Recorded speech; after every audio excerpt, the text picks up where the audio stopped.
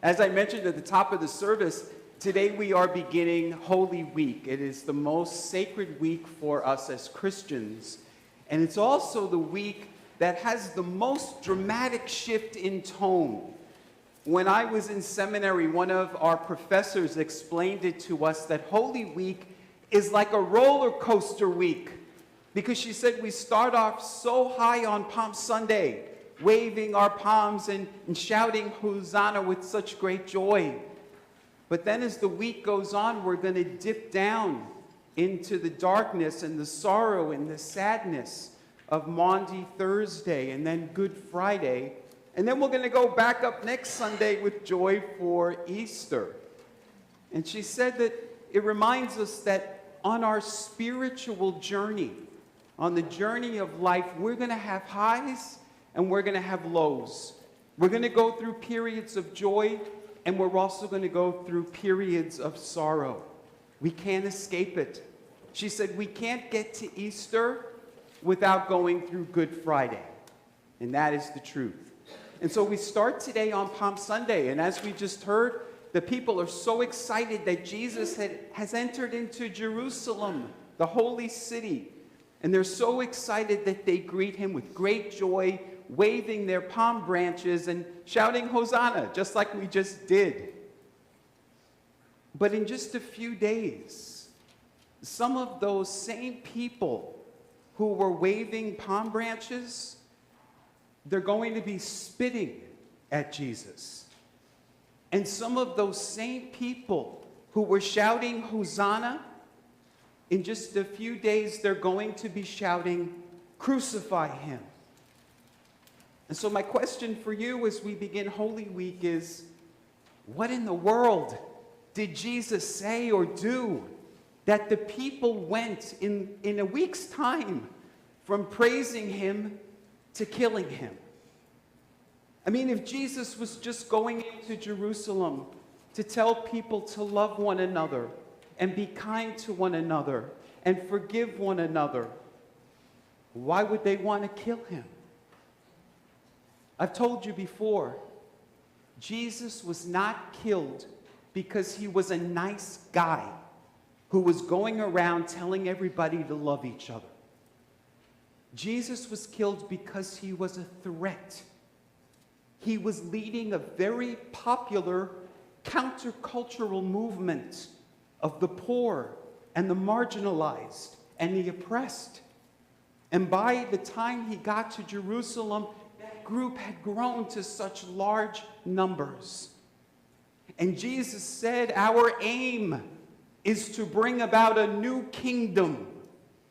It's the one we hear about in the Gospel of Luke, where it says, where the rich and powerful will be pulled down from their thrones, and the lowly will be lifted up high.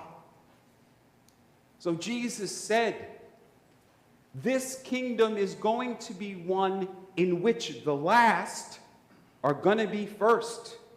That the least of these, the crowd of people who are gathering around me, the poor, the marginalized, and the oppressed, in the kingdom that we're going to bring about, the least of these are going to be the most important. So you can understand why this would be a threat to the powers that be. So much of a threat that they needed to arrest and silence Jesus.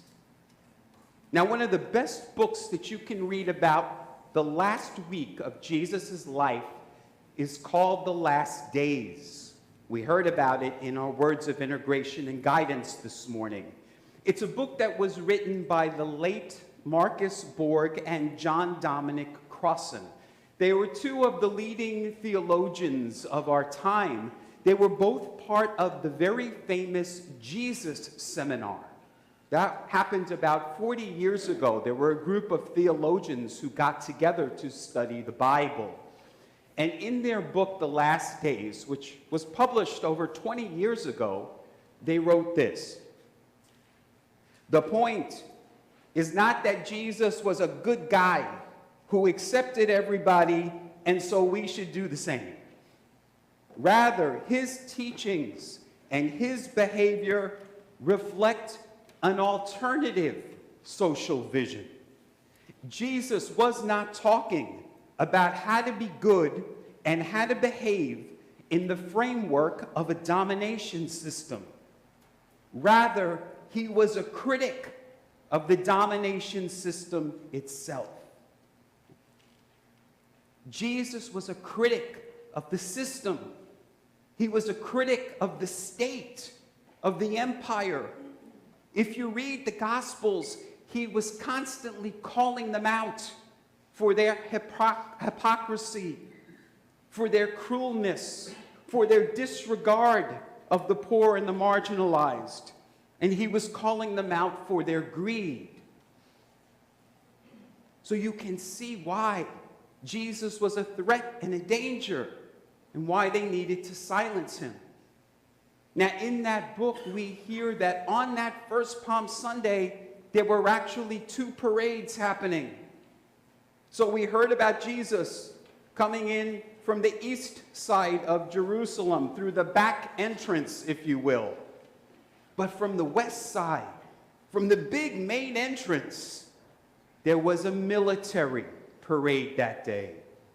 It was being led by Pontius Pilate, who was riding in on a big war horse with a golden chariot, golden armor, with all of his men. And the purpose of the military parade was to show their power, their prestige, their wealth. Jesus comes in from the back entrance, and he's riding a donkey. Now, I don't know if you've ever seen a grown man riding a donkey. It's not very majestic or kingly. But that was the point. In their book, Marcus Borg and John Dominic Crossan tell us that what Jesus was doing by riding the donkey was he was mocking the military parade. He was criticizing what was happening on the other end of town. That Palm Sunday parade was a protest against the state and the empire. 2 processions on the same day, one coming in the name of Caesar and the other coming in the name of the Lord. So what does it mean for us today, 2,000 years later? Well, Holy Week is a time for us to reflect on which procession are we following? Are you following the way of the world, the way of money and power and prestige? Or are you following the way of the Lord, the way of compassion, the way of humility and kindness? Are you standing in solidarity with the powerful, or are you standing in solidarity with the powerless? You know, you can't do both.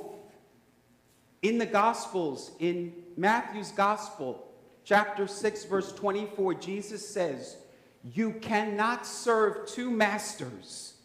He says, you cannot serve both God and mammon. Mammon means wealth, power, prestige. You can't serve both. You've got to choose. And Holy Week is a time for us to be reflective. It's a time for us each and every day to find time to go into the darkness, to go into the silence of prayer and meditation, and to reflect upon which path am I following. It's a time for us to give up or to let go of the things of the world, the things of the ego.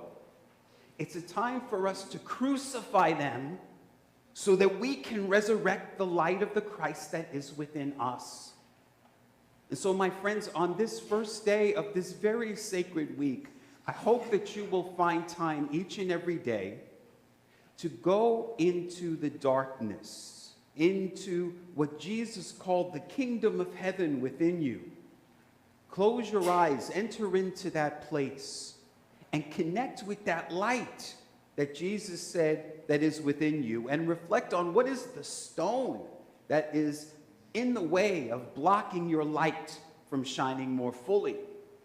And may the palms that we all received this morning, may they be a reminder for us this week to keep moving forward on our spiritual journey, to keep following the way of the Lord through good times and through bad times, so that together we may continue Jesus' work of bringing about the kingdom of heaven here on earth, a just world for all people. May it be so. Amen.